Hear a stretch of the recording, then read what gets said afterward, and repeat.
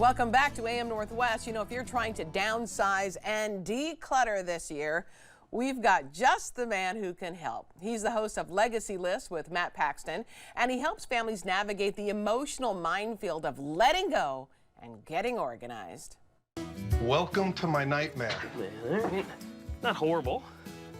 Not horrible, but it's a lot of stuff. yeah. My uncle, when he passed in '93, I became sort of the curator of all of his memorabilia from all his years in Hollywood yesteryear.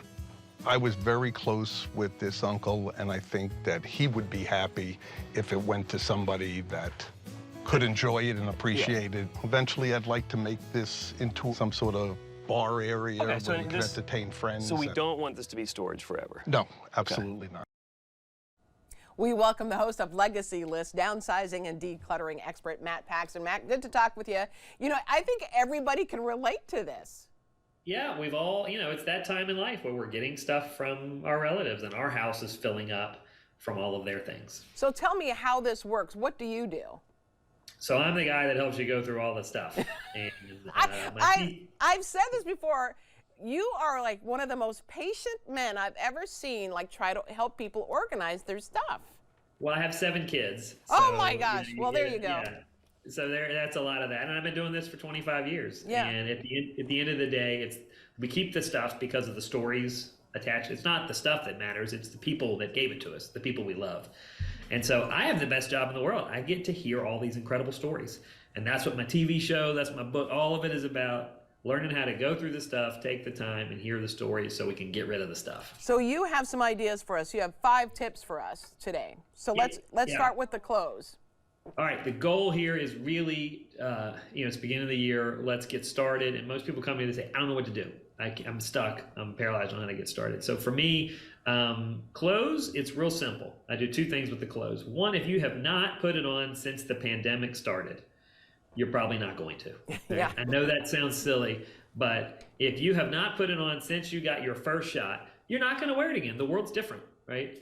And we keep a lot of the stuff, what I say for our, base our fantasy life, not our real life anymore. Right. For me, I don't need my size 28 jeans anymore. The reality of me wearing a size 28, it's not going to be, I'm a solid 36, right? I'm a snug 36. And if I get sick or maybe work out, I'll get down to a 34, but there's no way I'm going to go 28. So the 2 things there are really just get, if you haven't worn it in 3 years, be realistic. 2, make sure is it fantasy life or is it reality? And a really cool trick I like to do on clothes is this time of year, I turn all the hangers going one way. Right? All the hangers going the same way. And when you wear it, turn the hanger the opposite way. And so this time next year, you'll know what you actually did and didn't wear. Wow, okay. And then the same with shoes, I'm going to assume. Not the hanger part, but the shoes. I don't touch shoes, man. You can have as many shoes as you want. Shoes are tough. Shoes, I don't know why. I'm a shoe guy. So for me, I got rid of my pants. I believe it or not, I have 5 shirts, I have 2 pair of pants, and I have probably 15 pairs of shoes. What? And so I'm a little, I love shoes. I'm a little sympathetic. And so shoes are hard for me, but I have to get rid of stuff to make space for the clothes that I do have. Here's the hardest rule. All your clothes should fit in one closet. Period. Yeah, well, I think that makes sense, but there are people that I do know that have a couple extra closets. I get that. Oh yeah, and that's ridiculous. One closet, they got to fit, and it's up to you how you shake up that space to you. For me, I decided to do shoes. For you, you might take shirts or dresses, whatever. And I don't care. I'm not here to judge. I'm here to hold you to that space rule. Okay, daily health and beauty items. Yeah, I think bathroom's the hardest room. It gets really junked up. We hold on to things. It amazes, I do this every day in people's houses all around the country. I find the most dust on people's really important soap, right? The fancy holiday soap that no one's allowed to use. Get rid of it, man. If it's got dust on it in your bathroom, you clearly haven't used it. Yeah. Right? Most of those items are 25% or less full. Yeah. So my other rule in the bathroom is 25% or less. Just dump it. Get rid of it. I have to say, I just went through my spice cabinet shelves, and I was amazed at how many I have 2 or 3 of.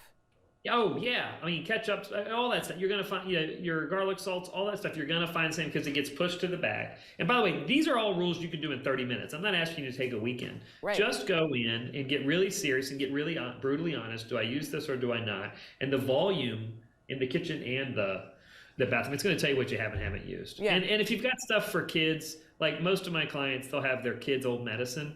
And I'm like, well, how old are these kids? And they're like, oh, well, they're parents now and they have kids.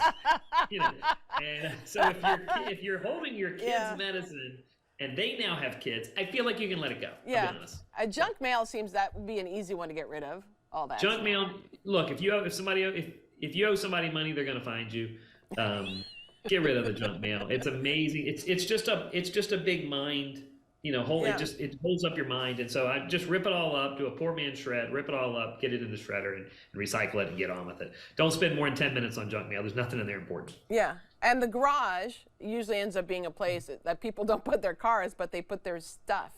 Yeah. So garage, it should hold, if it's a 2-car garage, it should hold 1 car. Yeah. And if 3 cars, it should hold 2. What I want you to do is that's all a bunch of projects that are almost done. I just want you to pick 1 project a day. It should take 30 to 40 minutes. If you look at it as a whole, there's no way you'll ever finish it.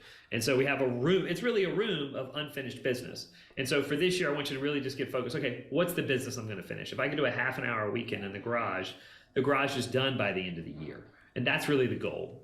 It's setting your mindset that, okay, I'm going to take a year, I'm going to do a half an hour a weekend, and I'm going to finish all of this unfinished business. And then you're going to have the space that you want and the space that you can live in, and you're not cluttering up your life with stuff that doesn't matter. In that intro that we showed, you were talking to a man who clearly has a lot of emotion connected to all the stuff that his uncle left him. Yeah. How did that work out, and how hard is that for you?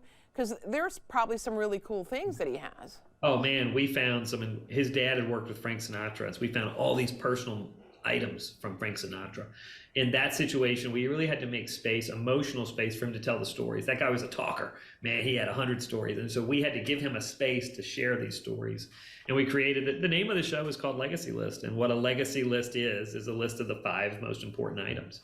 And we had to get him to really tell those stories. And when you do that, you'll find that you celebrate the people so much, you can actually get rid of the items. Now for him, he had to sell those items. Those weren't items you could throw away. Yeah, that would be the tough one.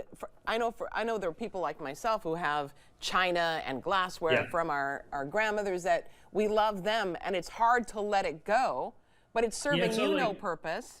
I mean, what you just discussed is my whole business, right? Going through mom's china cabinet. Right. Because it's grandma's and great-grandma's stuff, and the next generation doesn't remember it.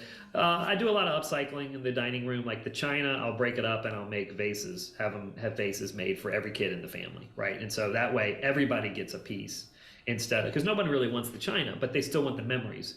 And so we would find a way to recycle that or upcycle the item or give everybody a plate and tell your favorite story. But the key is telling those stories. Getting on Zoom like we are today and sharing the stories about mom, sharing the stories about your grandma.